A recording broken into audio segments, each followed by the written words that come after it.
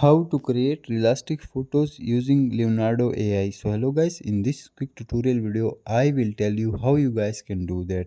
So it was very easy. For making realistic pics we need to get help from ChatGPT because when our prompts are perfect our pics will be more realistic. So let's go to ChatGPT. Now here you guys will simply open new chat. Here you guys will tell ChatGPT that you want to create elastic pic using Leonardo AI. Also, you will tell your image idea to ChatGPT. So let's write our idea and tell ChatGPT about it.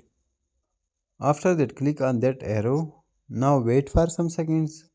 Here ChatGPT will simply write a prompt for you. So simply select one prompt that you want, you think you are perfect, or you guys can try all prompts. So I'll simply wanna copy one of prompt. After that, go to Leonardo AI. So I will simply go to Leonardo AI. Now here you guys will see generate. So simply click on generate. Now wait for some seconds.